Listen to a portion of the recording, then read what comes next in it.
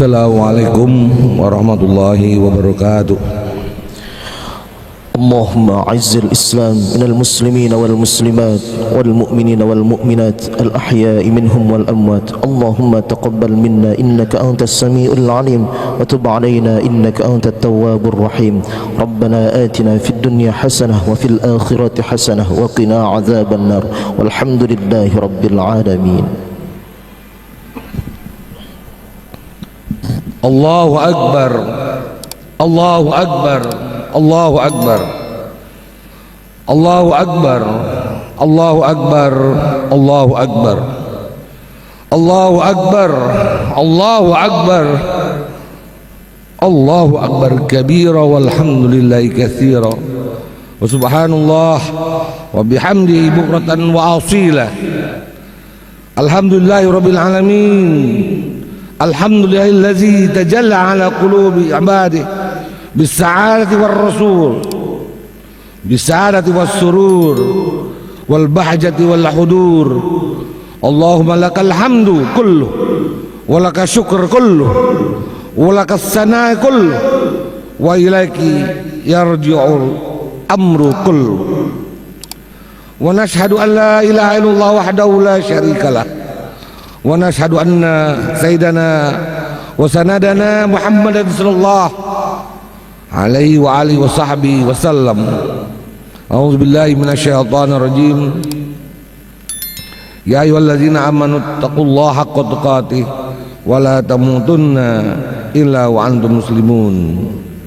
Ya ayyuhalladzina amanu taqullaha wa qulu qawlan sadida yuslih lakum a'malakum wa yaghfir lakum dzunubakum wa may yuti'illah wa rasulahu faqad faza fawzan azima.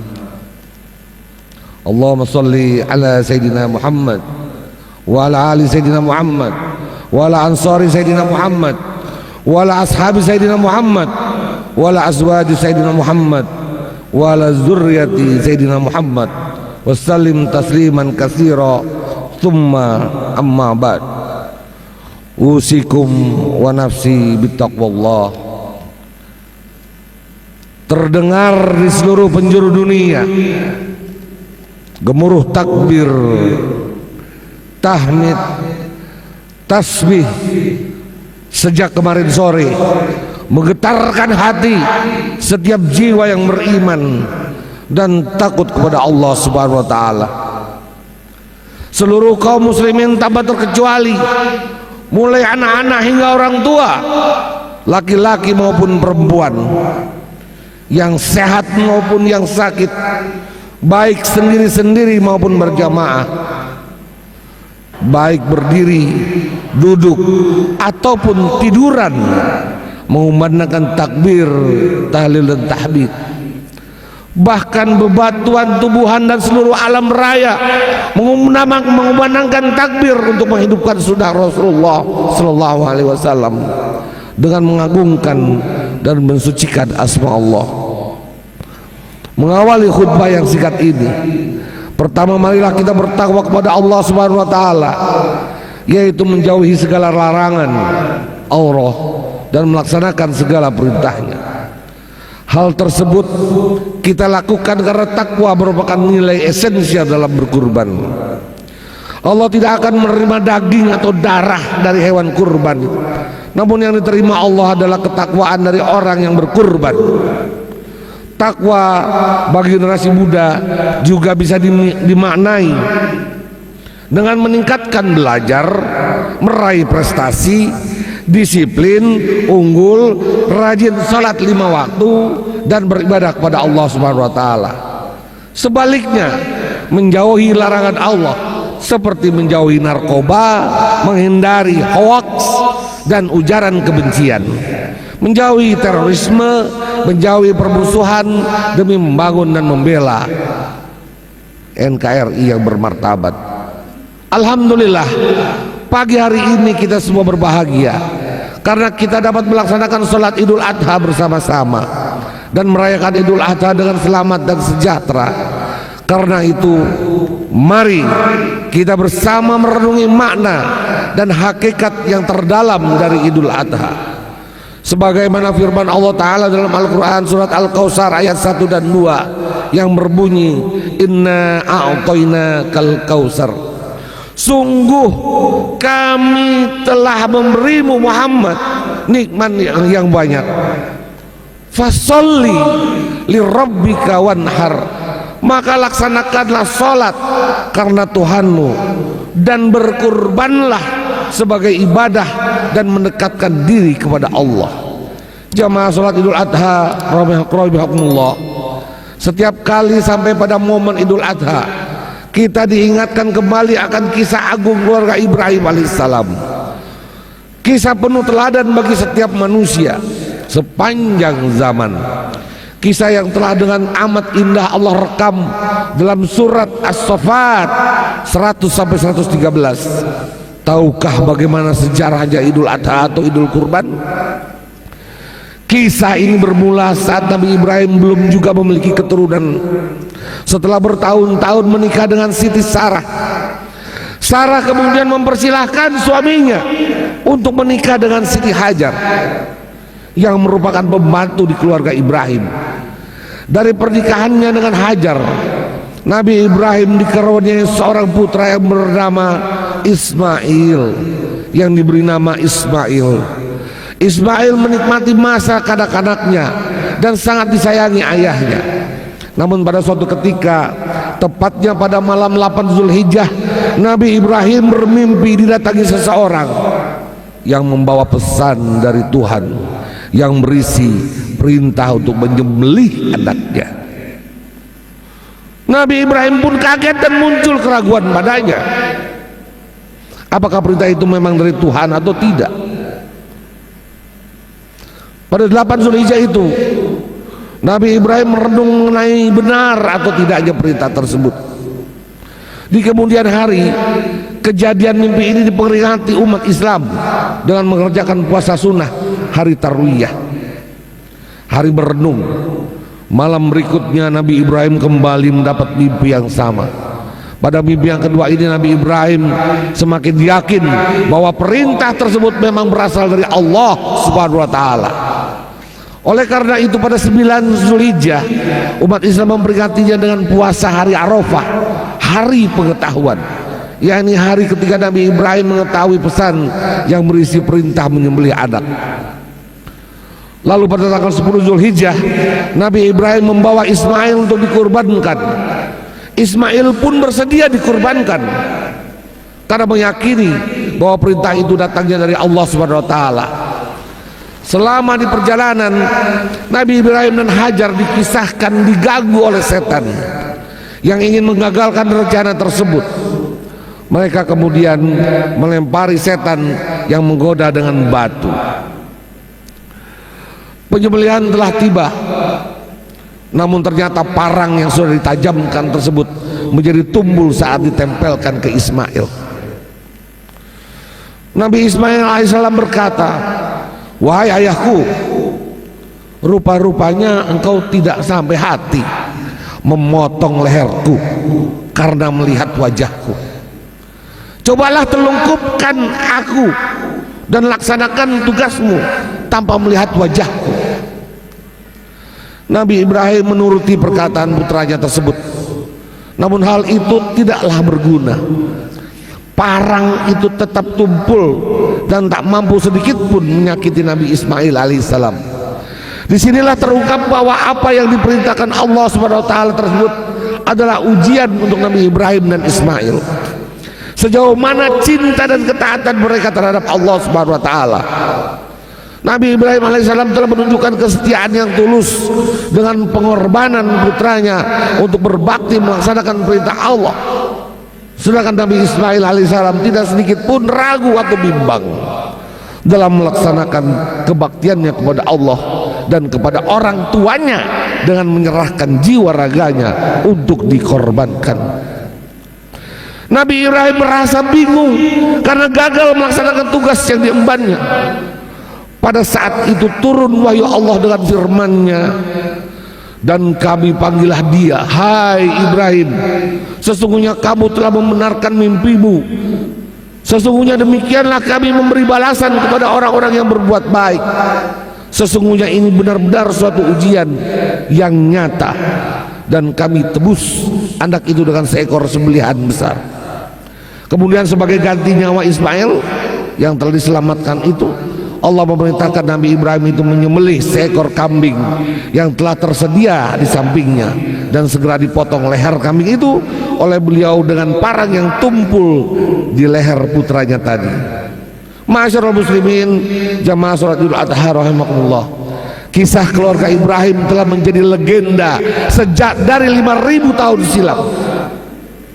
Inilah kisah keluarga teladan, keluarga yang telah berhasil membangun dan menanamkan tauhid pada segenap sendi-sendi kehidupan. Ibrahim, Hajar dan Ismail adalah potret anggota keluarga sempurna dalam pengabdian dan penghambaan kepada Allah Subhanahu wa taala Rabbul Izzati. Setiap individu dalam keluarga utama ini benar-benar menunjukkan kualitas ultra prima dalam bertauhid secara murni dan luar biasa.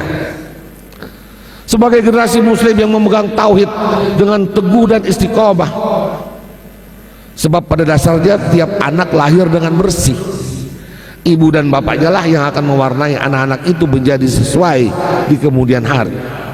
Kullu mauludin yuladu alal fitrah fa abuwahu yuhawidanihi au yunasiranihi au yumajisanihi. Setiap anak dilahirkan dalam keadaan fitrah Islam, maka kedua orang tuanya lah yang menjadikan anak itu Yahudi, Nasrani atau Majusi. Hadis rawahu Bukhari Muslim. Allahu Akbar, Allahu Akbar, Allahu Akbar walillahil hamd. Demikian Muhammad Rasulullah SAW bersabda, jika para orang tua memulai dari diri sendiri baik dalam hal kebaikan dan menghindari keburukan, maka anak-anak akan menemukan teladan. Para pemuda-pemudi kita yang menduplikasi perilaku mulia dari orang tuanya, dari gurunya, dan para pejabat publik negeri ini. Alangkah indahnya hidup ini dan damainya Indonesia jika tiap keluarga hanya menularkan kebaikan dalam perilaku sehari-harinya. Tidak ada lagi perkelahian antar pelajar, tidak ada lagi tawuran antar kampung, tidak ada lagi korupsi yang menyengsarakan rakyat. Sungguh Indonesia akan menjadi baldatun thayyibatun warabun ghafur, sebuah negara yang baik dan berada di bawah perlindungan Allah yang Maha Pengampun, insyaallah. Amin ya rabbal alamin. Allahu Akbar, Allahu Akbar, Allahu Akbar walillahil hamd. Dalam konteks hari raya Idul Adha, kita diperintahkan Allah untuk meneladani Nabi Ibrahim alaihissalam. Jangankan harta, tenaga maupun pikiran, bahkan putra yang soleh pun akan beliau korbankan demi menjalankan perintah Allah.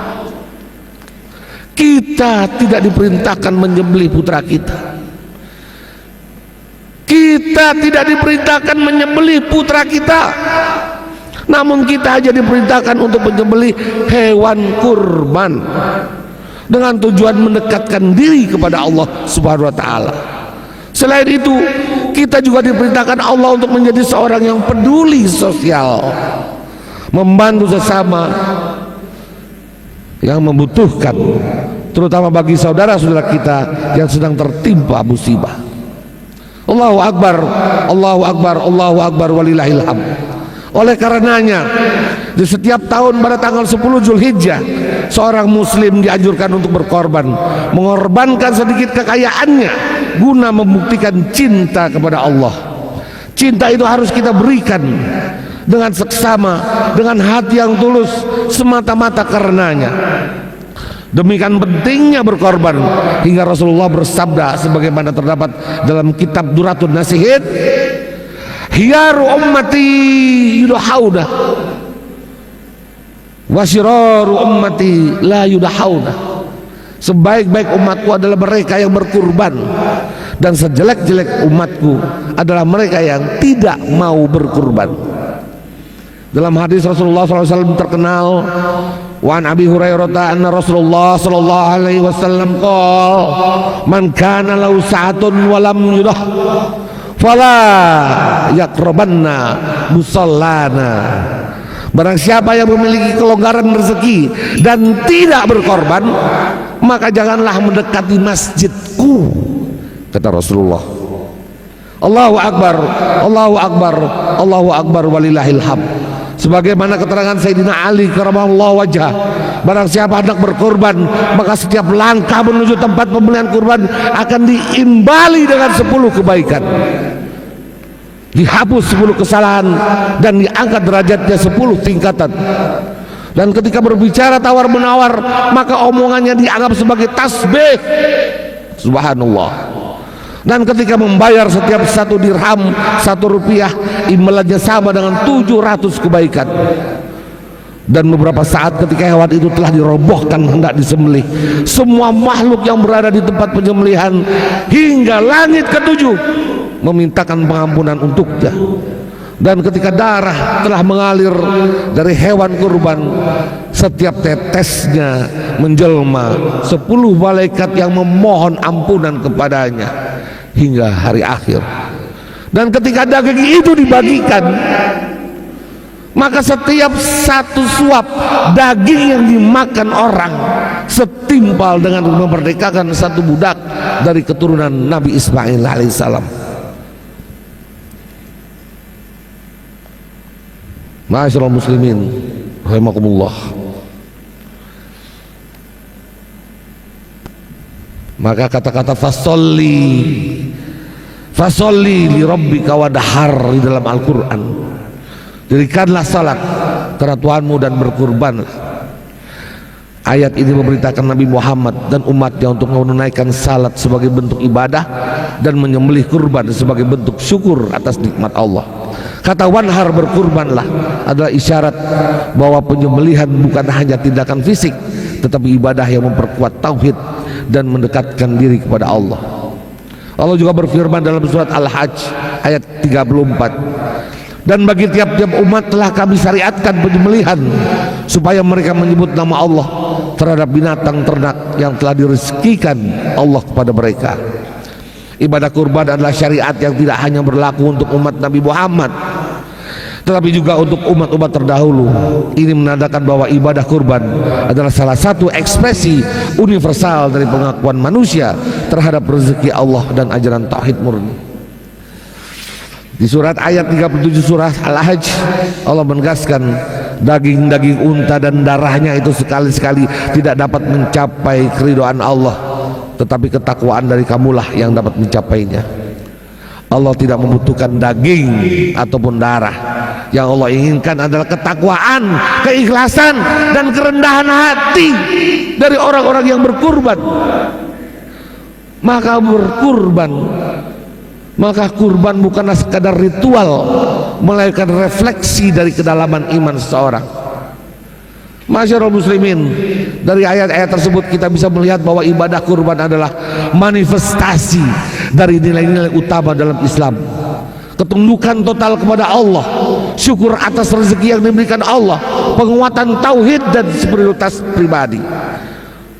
Maka berkurban berarti mempertahankan peradaban Islam. Berkurban berarti mempertahankan peradaban Islam, karena peradaban Islam tidak berdiri di atas kekuatan material semata, tetapi di atas nilai-nilai luhur seperti ketakwaan, pengorbanan, dan keadilan sosial. Mengapa kurban adalah bentuk mempertahankan peradaban Islam? Dia menjaga nilai ketauhidan, memperkuat ukhuwah dan solidaritas sosial, menumbuhkan spirit pengorbanan dan kepedulian, melestarikan tradisi dan syiar Islam. Mari jadikan momen Idul Adha tahun ini sebagai penguatan spiritual dan sosial untuk terus menjaga peradaban Islam yang berakar pada ketakwaan, keadilan, dan kasih sayang. Indonesia adalah benteng pertahanan peradaban umat Islam terakhir di dunia, the Green Belt of Southeast Asia. Dia adalah menjadi benteng terakhir dari peradaban umat di dunia ini. Ma'asyiral muslimin, ya ibadallah, Allahumma barik lana fima ataitana waj'alhu aunan lana ala ta'atik Allahumma inna nas'aluka fi'lal khairat wa tarkul munkarat wa abul masyakin. Allahumma arzuqna astaghfirullah li wa lakum wa lisairil muslimina wal muslimat fastaghfiruhu innahu huwal ghafurur rahim. Allahumma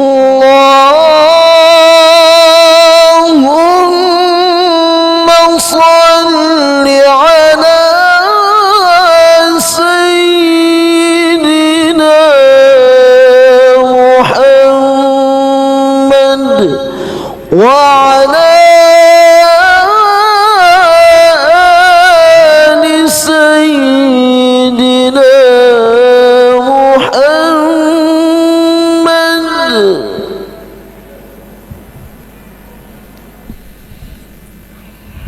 Ahmadu Rabbi washkuruh, ashhadu an la ilaha illallah wahdahu la syarikalah wa ashhadu anna nabiyyana Muhammadun wa abduhu wa rasuluh. Allahumma salli ala nabiyyina Muhammadin wa ala alihi wa man tabi'ahum bi ihsanin ila yaumiddin. Allahu akbar, Allahu akbar, la ilaha illallah wallahu akbar, Allahu akbar walillahil hamd. Ya ayyuhalladzina amanu taqullaha haqqa tuqatih wa la tamutunna illa wa antum muslimun. Allahumma ighfir lil muslimina wal muslimat wal mu'minina wal mu'minat al ahya'i minhum wal amwat. Allahumma alif baina qulubina wa aslih zata bainina wahdina subulas salam najjina minaz zulumati ilan nur wajannibnal fawahish ma zahara minha wa ma batan wa barik lana fil asma'ina wa absarina wa qulubina wa azwajina wa dhurriyyatina wa tub alaina innaka antat tawwabur rahim waj'alna syakirina li ni'amika munsinina biha 'alaik fabli qabilina lana wa atmimha alaina.